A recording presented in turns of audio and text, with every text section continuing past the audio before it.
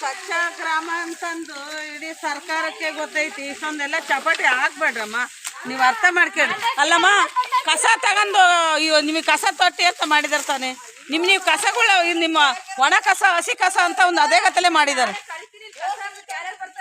ನಾನು ಅದನ್ನೇ ನಾಳೆ ದಂಡ ಹಾಕಕ್ಕೆ ಹೇಳ್ತೀನಿ. ನಿಮ್ಮನ್ನು 30 ರೂಪಾಯಿ ಕಟ್ಟಿಸ್ಕೊಂತದಾರೆ ತಾನೆ. ಯಾವ ಉದ್ದೇಶ ಕಟ್ಟಿಸ್ಕೊಂತದಾರೆ? ಅಲ್ಲ, ನಾನು ನಿನ್ನ ಮಾತಿನ ಪ್ರಕಾರ ಹೇಳ್ತದೆ 30 ರೂಪಾಯಿ ಮನೆಗೆ ಕಟ್ಟಬೇಕು ಅಂತ ನಿಮ್ಗೆ ಕಾನೂನು ಐತಲ್ವಾ? ಅನ್ಯಾಯವಾಗಿ ಯಾಕೆ 30 ರೂಪಾಯಿ ಕಟ್ತೀರಾ? ಒಂದು ಚೀಲಕ್ಕೆ ಹಾಕಿಕ್ರಿ, ಇಕ್ಕಿ ನೀವು ಹಾಕಿ ಒಯ್ಲಿಲ್ಲ ಅಂದ್ರೆ ನಾನು ಅವ್ರ ಮೇಲೆ ದಂಡ ಹಾಕ್ತೀನಿ. ಆಯ್ತೇನಮ್ಮ? ತಪ್ಪಾದಿಹ ನಾನು ಕರೀರಿ. ಸುಮ್ಮನೆ ನಿಮ್ಗೆ ಇದ್ರ ಗ್ರಾಮ ನೀವೇ ಕೆಡಿಸ್ಕೊನರು. ಅರ್ಥ ಮಾಡ್ಕೊಳ್ರಿ. ಬೇರೆಯವರಲ್ಲ, ನಿಮ್ಮ ಮಕ್ಳಿಗೆ ಸೊಳ್ಳೆ ಪಳ್ಳೆ ಕಡಿಯೋ ಕಾಯಿಲೆ ಬರೋದು ಯಾವ್ದು? ಆಸ್ಪತ್ರೆಗೆ ಯಾಕೆ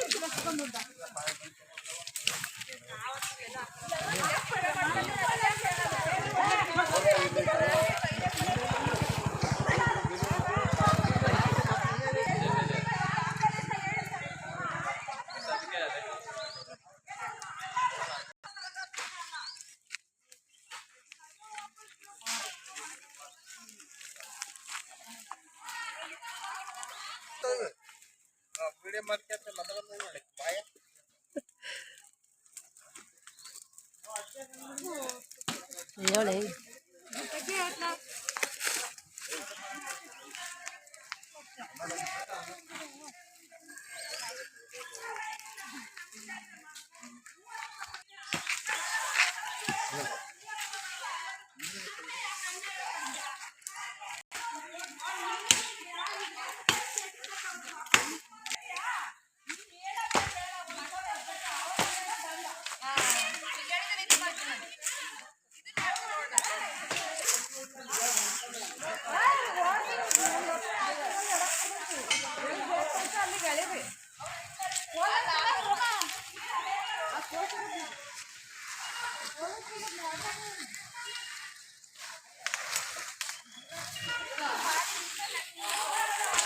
ಕಸ ಹಸಿ ಕಸ ಒಂದು ಮನೆಗೆ 30 ರೂಪಾಯಿ.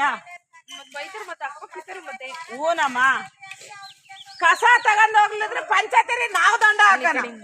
ನಿಮ್ದು ಏನಾರ ಫಸ್ಟ್ ನೀವು ಮನೆಯಿಂದ ಪಾಲಿಸ್ರಿ. ನಿಮ್ಮ ಮನೆ, ನಿಮ್ಮ ಮಕ್ಕಳಾಗಿರ್ಬೋದು, ನೀವಾಗಿರ್ಬೋದು, ನಿಮ್ಮ ಸೊಸೆಯರಾಗಿರ್ಬೋದು. ಅದನ್ನೇ ನಾನು ಹೇಳೋದು. ಒಣ ಕಸ ಹಸಿ ಕಸ ಅಂತಂದೇನು ನಿಮಗೇನು ಬಾಕೆಟ್ಗಳು ಕೊಟ್ಟಿದಾರಲ್ಲ, ಆ ಬಾಕೆಟ್ ಯೂಸ್ ಮಾಡ್ರಿ. ಆ ಬಾಕೆಟ್ಗಳು ತುಂಬ್ತು ಅಂದ್ರೆ ಒಂದು ಚೀಲಕ್ಕೆ ಹಾಕಿಡ್ರಿ. ದಿನ ಬೆಳಿಗ್ಗೆ ಬರ್ತಾ ಇರ್ತಾರೆ ಗಾಡಿ, ಆ ಗಾಡಿಗೆ ಹಾಕ್ರಿ. ತಗೊಂಡೋಗ್ಲಿಲ್ಲ ಅಂದ್ರೆ ನೀವು ಅವ್ರಿಗೆ ದಂಡ ಹಾಕ್ರಿ. ನೀವು ಕಲ್ಸ್ಬೇಕವ್ರಿ ಪಾಠನ. ಪಂಚಾಯತ್ ನಿಮಗ್ ಕಲ್ಸೋ ಪಾಠ ಅಲ್ಲ, ನೀವು ಅವ್ರಿಗೆ ಕಲ್ಸ್ಬೇಕು ಪಾಠನ. ಅಕ್ಕತ ಆಗಲ್ಲ.